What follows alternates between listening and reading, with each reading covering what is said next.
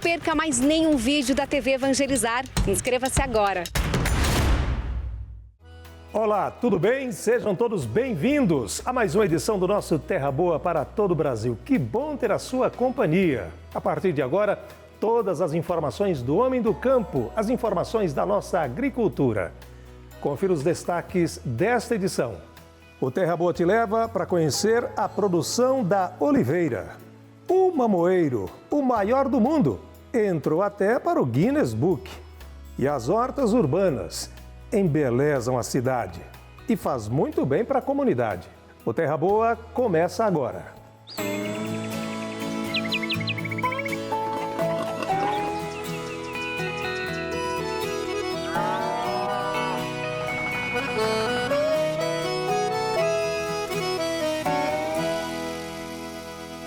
Que bom ter a sua companhia, muito obrigado. Terra Boa fala hoje da Vinícola Durigam, uma das mais tradicionais do Brasil. Aqui é o bairro histórico e turístico de Santa Felicidade, na capital do estado do Paraná. Quem nunca consumiu azeite de oliva? Aposto, tenho quase certeza que todo mundo tem em casa, né? O Terra Boa te leva agora para conhecer a cultura das oliveiras. Vem fazendo a diferença de muitos agricultores no estado do Paraná e em todo o Brasil.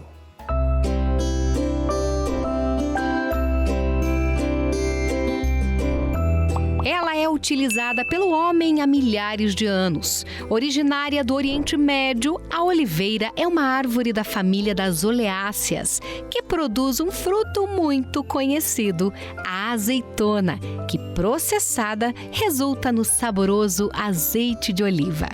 Encantado com as propriedades da planta, há 4 anos o Flávio decidiu investir nessa cultura. A ideia surgiu depois que ele comprou uma área em São Luís do Purunã, distrito de Balsa Nova, na região metropolitana de Curitiba.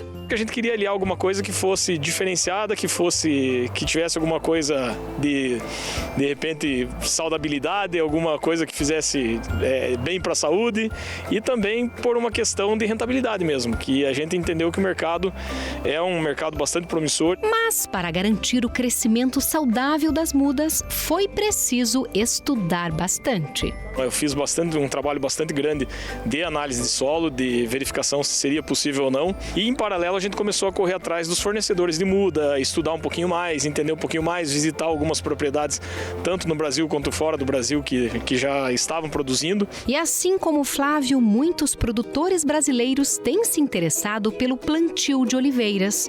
O país ainda não se destaca na olivicultura, mas algumas regiões já apresentam resultados positivos. Hoje nós temos uma condição de muita importação do azeite de oliva no Brasil. Nós temos cerca de 80 mil toneladas que foram importadas no ano de 2021 e temos uma produção muito pouco significativa no Brasil ainda, em torno de 300 toneladas. Nós temos uma produção significativa lá já no Rio Grande do Sul, Minas Gerais, Santa Catarina, e o Paraná está iniciando o processo de produção do azeite de oliva. Nós temos uma área bem grande em Ventania, são 64 hectares, sendo o maior produtor do estado do Paraná. E para incentivar o crescimento dessa cultura, o projeto Oliveiras Paraná tem mapeado a produção no estado para identificar quais variedades se adaptam melhor por aqui.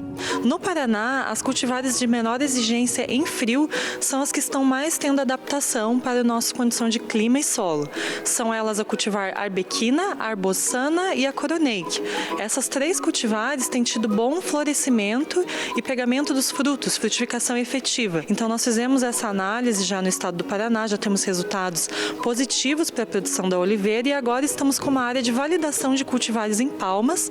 Cada pé de oliveira pode produzir até 30 quilos de azeitonas e, em média, 6 litros de azeite. Mas é claro que para alcançar esses números, as árvores dependem de muitos cuidados. O desafio principal realmente foi a questão do solo. A gente tem que fazer uma análise de solo bem aprofundada todo ano, bem elaborada. Talvez o maior inimigo nosso tenha sido até hoje a tal da formiga, né? A formiga é terrível. E o clima ela tem se adaptado muito bem, a gente tem um clima bem propício. O ano passado, por exemplo, a gente teve 4, 5 graus negativos e a gente não teve problema nenhum com elas. Hoje a propriedade tem 7.000 pés de oliveiras de 8 variedades diferentes espalhados em 10 alqueires. As árvores têm se adaptado bem à região, mas tão bem que o Flávio pensa em dobrar a plantação e até mesmo investir na produção de azeite de oliva. E a ideia nossa é realmente daqui 3 anos, pelo menos, a gente começar a ter uma produção com volume mais razoável e sair o primeiro azeite de oliva de São Luís do Purunã. O volume que nós importamos no Brasil é muito alto e nós não pretendemos competir com o produto que vem da importação. Pelo contrário, nós temos a intenção de gerar para o produtor uma renda extra a mais, né? Então, o nosso produtor que vai investir em oliveira hoje no Brasil, ele tem o foco de produzir um azeite monovarietal, um azeite gourmet, um azeite diferenciado. E mesmo em tão pouco tempo, o Flávio sabe que tomou a decisão certa e garante que vale a pena se aventurar no mundo das oliveiras. Eu realmente entendo que vale a pena. Acho que para quem tem pequenas e médias propriedades, talvez seja uma cultura bastante interessante para ser consorciada com outras.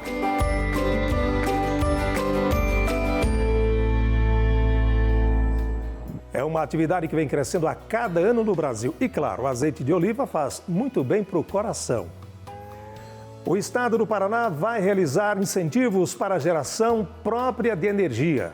Alternativas para os produtores preocupados com o custo da energia elétrica em cada atividade.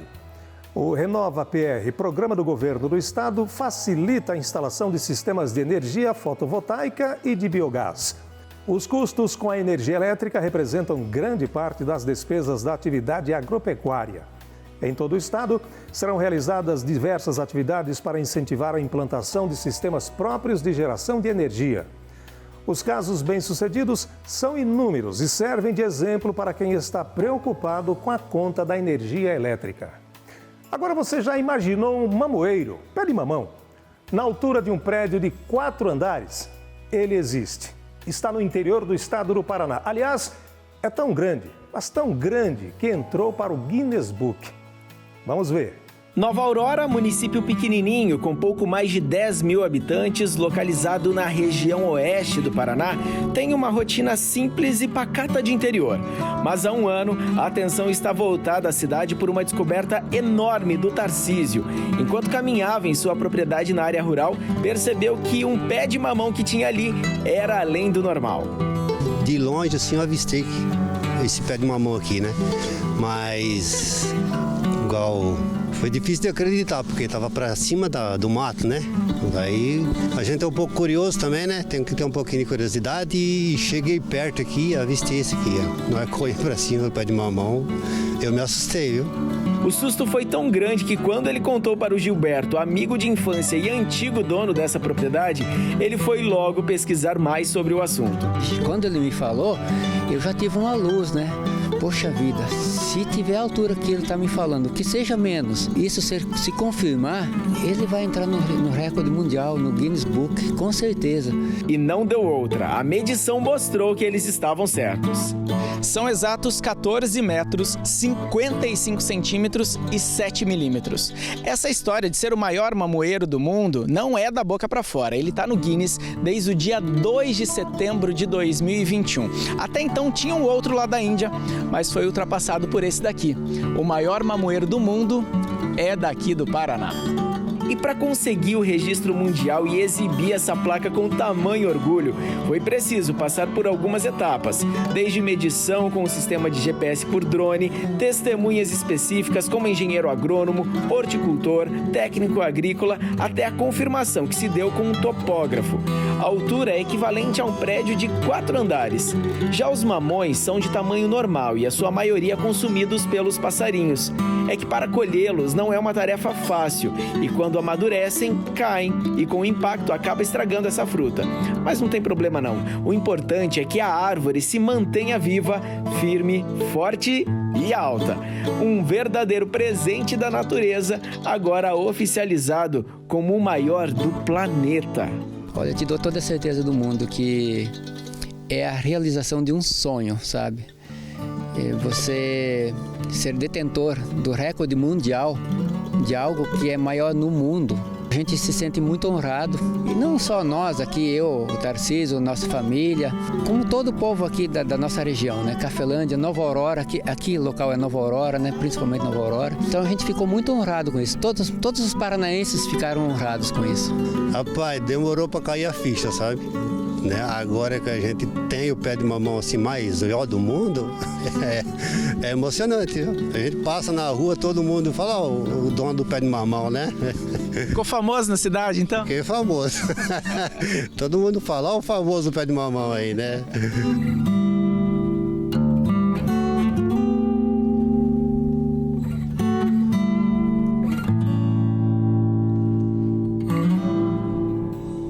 A altura de 4 andares é brincadeira, não? Tem que ver se esse mamão é adocicado, hein?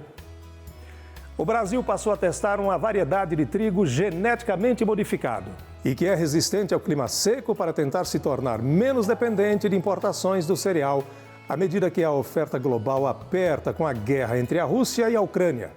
A Embrapa, que fez uma parceria com a empresa argentina Bioceres, que desenvolveu este tipo de trigo, recebeu a aprovação regulatória da Comissão Técnica Nacional de Biossegurança e já começou a plantar a variedade em campos de teste perto de Brasília, no Cerrado, onde os agricultores tradicionalmente plantam soja e milho. Os dados sobre desenvolvimento do alimento poderão ser analisados daqui a 2 ou 3 meses, lá por agosto ou setembro.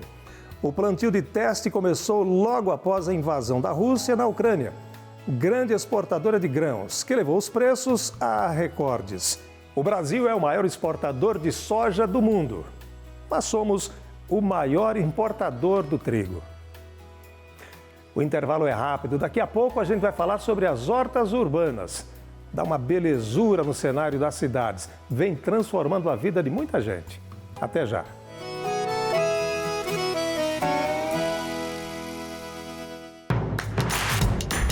Não perca mais nenhum vídeo da TV Evangelizar. Inscreva-se agora.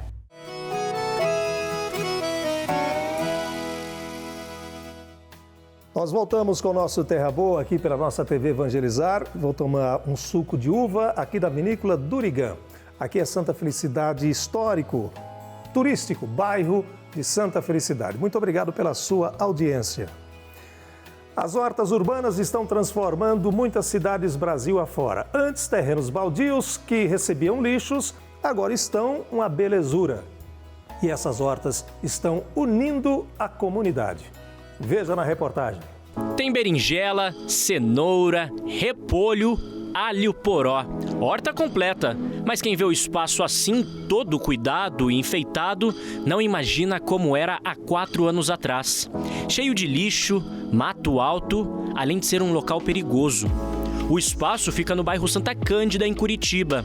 A Andréia mora em frente e foi dela que partiu a ideia de revitalizar o terreno. Nós decidimos nos reunir e pegamos uma máquina, contratamos uma máquina que fez a limpeza do terreno. Nós resolvemos tomar o lugar e limpá-lo.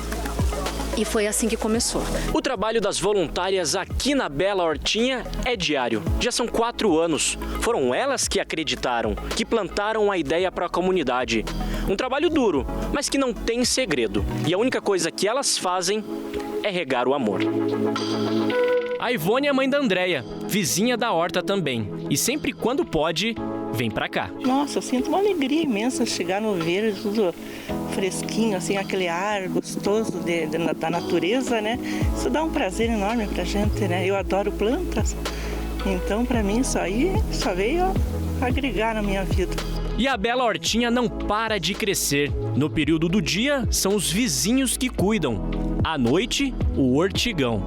Quem escolheu esse nome para o espantalho foram crianças que visitam o espaço. Ideia que a Andréia abraçou com muito carinho. Nós vamos trabalhar com as crianças do municipal, com atividades de meio ambiente, desde ensinar a elas como cuida da terra, desde a plantação, da colheita. Elas vão levar saladinha para fazer na hora do almoço ou para casa. Elas vão trabalhar, vão aprender como é importante você produzir o teu alimento orgânico e o respeito com os animaizinhos, com os insetos. Então a gente precisa trazer isso para a criança, fazer com que elas entendam como é importante você trabalhar com a natureza. Um trabalho em equipe, que mudou completamente a rua. Ah, e outra, faltou um temperinho no almoço ou na janta, é só correr pra cá. Corra aqui, pegar o temperinho aqui.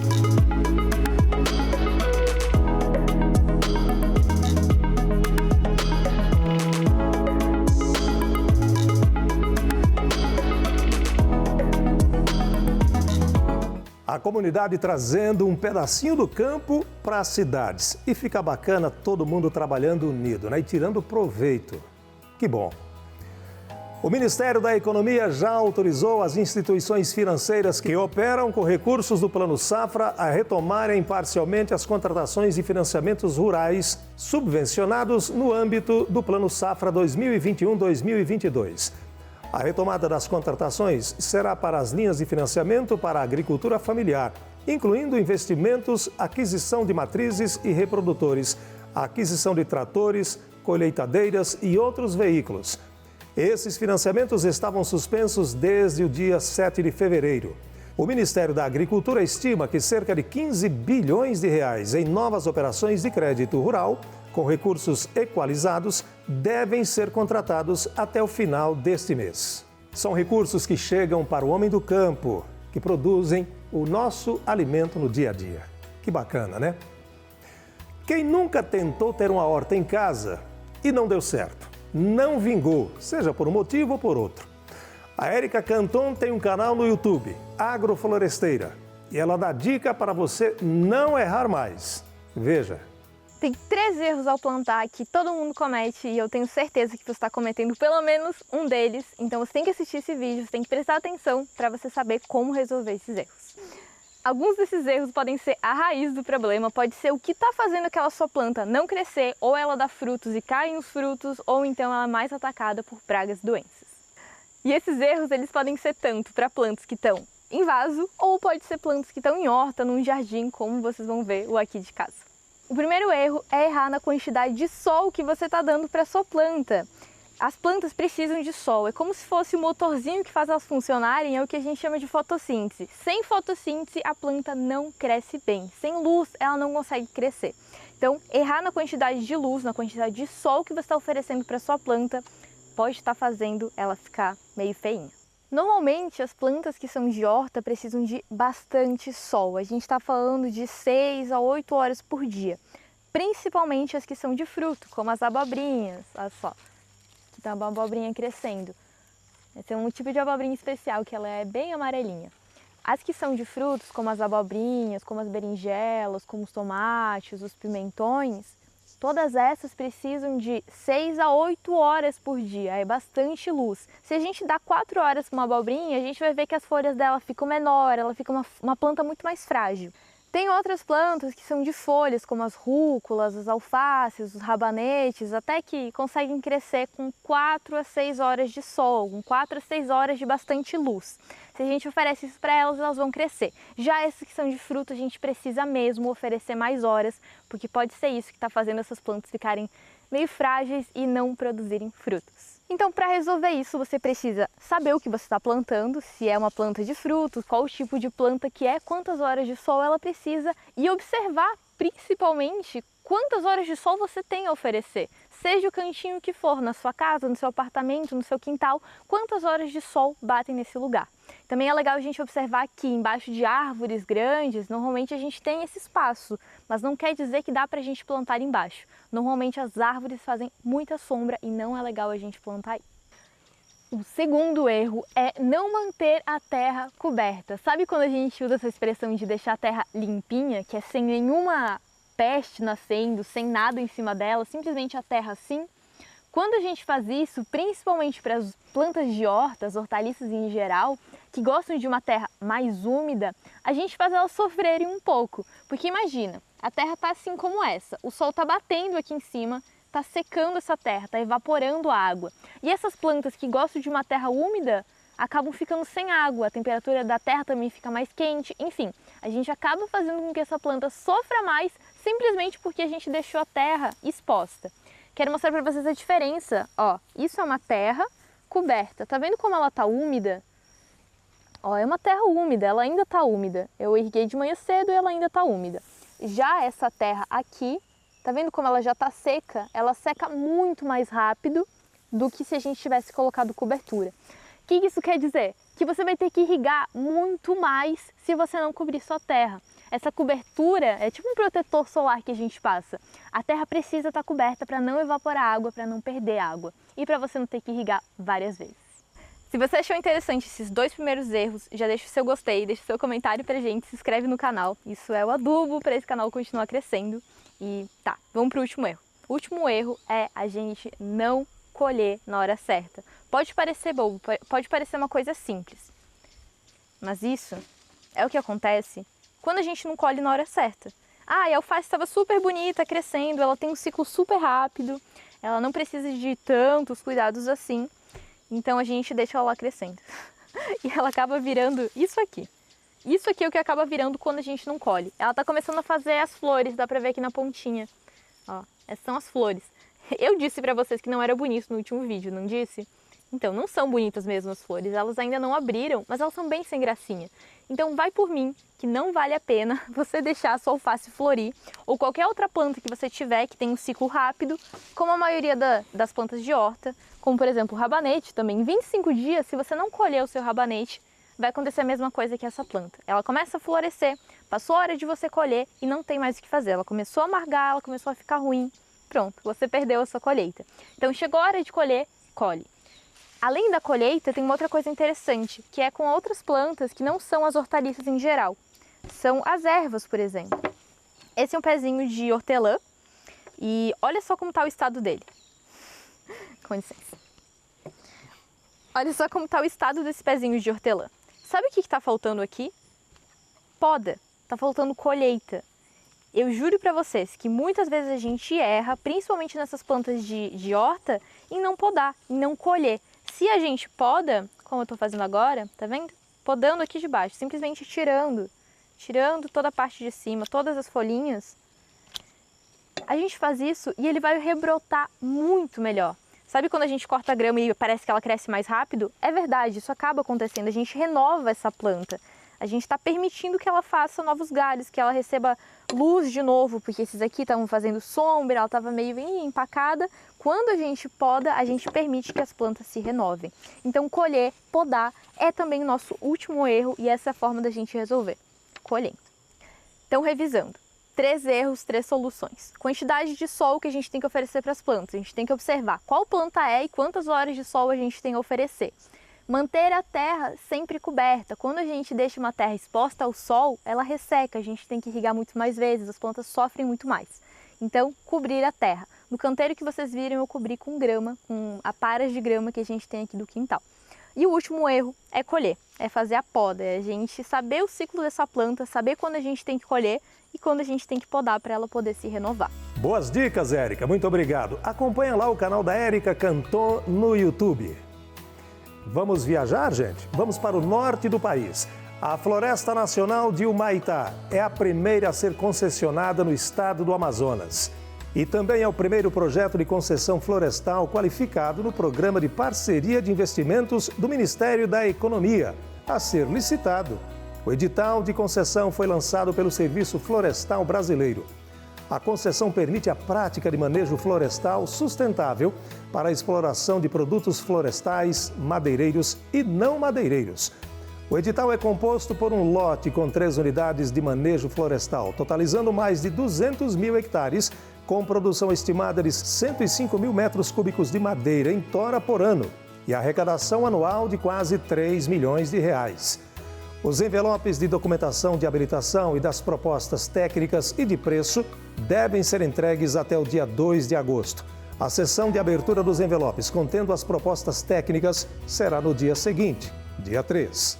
Aproveitando, mandando um abraço para toda a região norte do Brasil. Humaitá, Lábrea, que fica perto, né? Fordilândia também, aliás, região amazônica, riquíssima amazônica. Ficamos por aqui. O nosso muito obrigado pela sua audiência, pela sua participação conosco. Você quer rever esse e outros conteúdos da nossa programação? Acessa lá o nosso canal do YouTube. Tem tudo lá, viu, gente? Aproveite bem a sua semana. Fiquem todos com Deus. Tchau.